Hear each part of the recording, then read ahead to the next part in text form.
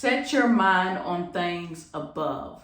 What do I mean by that? It is very easy to miss the whole picture when you are not focused.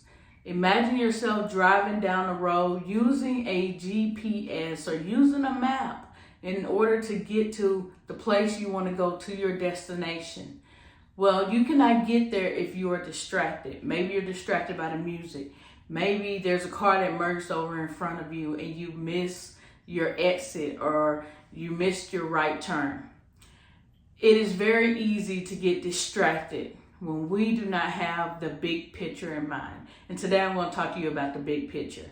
I hope this is not just encouragement, but I hope this is a warning on what's to come. I hope this is just something for you to think about when things arise in your life. Looking around, seeing what's going on out here, there is so much drama, so much bickering. And I want to talk to you about keeping your eyes, keeping your focus on God and the things above, the things of heaven. Because ever since the year 2020, things have been moving rapidly. Ever since 2020, things have been ramping up. They are ramping up because the enemy's time is short.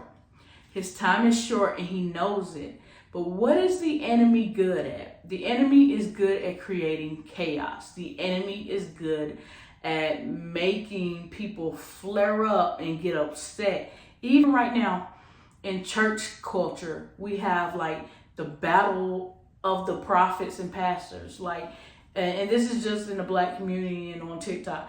It makes no sense for us to be bickering and fighting, but it's because our focus is not on the right thing. It's either our focus is not on the right thing, or we are just not planted and grounded enough to let it roll off our backs. Let me teach you some things that I've learned spiritually. This doesn't mean that I'm an expert at spiritual warfare, but what I have learned is sometimes in life you gotta ride the wave and you gotta let the wave go. Why? If God is my defender, if God looks after his children, there is no reason for me to fight and bicker with people. Now, can I do it because I might lose my head? Sure. But majority of the time I remember that the battle is not mine, it's God's. So it's time to let it go. If you don't know how to let stuff go, you haven't had enough people put a knife in your back to understand why you need to let things go. You haven't had enough backstabbers in your life if you don't understand why you need to let things go. I have seen God defend people, so the best thing to do is to let things go in life. But back to my story. The enemy is out here creating chaos. He's out here creating division. So before you even get into an argument with somebody, before you even call somebody up and get ready to cuss them out, before you get angry at a situation, try using a little empathy. Think about, okay, why is this happening? Why am I upset? What am I going to do about it? Because this correlates to what's going on in our country and what's about to happen. I want you to keep your eyes on the things above, because you can do more spiritually, fighting spiritually, than you can fighting physically. We are going to get to a time in a moment where people are going to let their emotions get the best of them. That's not going to happen to you because you are a child of God and you know how to fight spiritually. I want you to fight spiritually and keep your eyes on things above. Keep your eyes on what God is doing. Keep your eyes on what heaven is doing, because as the enemy moves, God is moving too. Now, who do you think can move better than the Lord himself? So I want to talk to you about this.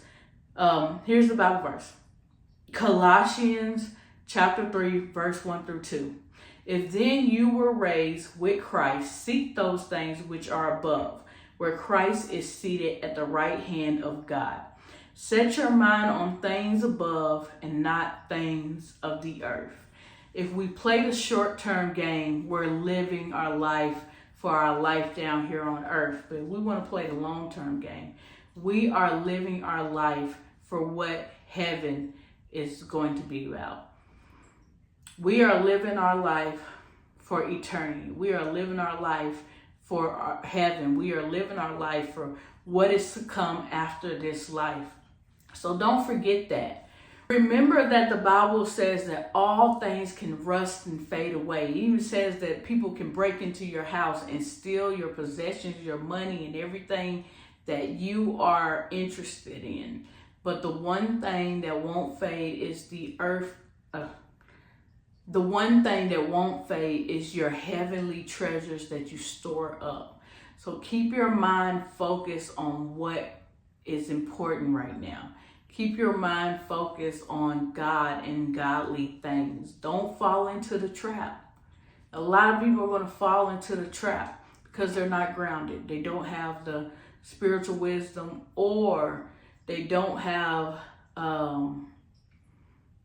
the spiritual wisdom or the character development yet in order to not fall.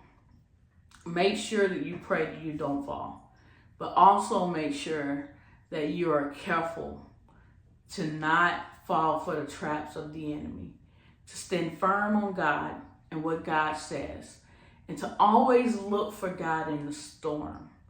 There may be a storm cloud right above your head, but if you can peek through all the rain, and if you can peek through all the wind, Jesus is on the other side of that storm.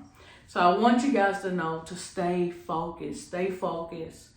Don't get caught up in all the craziness, because it's just a trap of the enemy. Resist the devil and he will flee. Make sure you're resisting the devil. Make sure you're using your brain, your discernment, to ask what is going on and why is it happening, and make sure you do not fall in a trap. The next few years are very vital, very important, because I do believe that God has given us an open window to get our lives together, to get things situated, to get things organized, to become the lenders and not the borrowers. God has given us a window to reset, to upgrade, and to get ahead.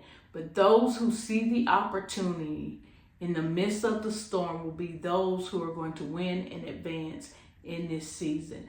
Those who keep their eyes on God and what God is doing and how God is going to move will be those who will see clearly in this time. I hope this video makes some sense. I tried to tell you guys what I want to say without fully saying it, because it's getting sticky out here.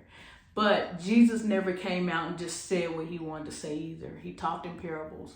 He gave people stories, and those who could catch it, could catch it. It's based on your wisdom and your knowledge. So if you can catch it, catch it. Don't slip up. Don't slip and get caught up with the things that are going on in this world, but know there's a bigger plan. Know that there is a war going on spiritually between the enemy and Jesus, and that Jesus wins in the end. So don't stress yourself out too much. Don't worry too much, but place your life in the hands of Jesus and you'll win every time.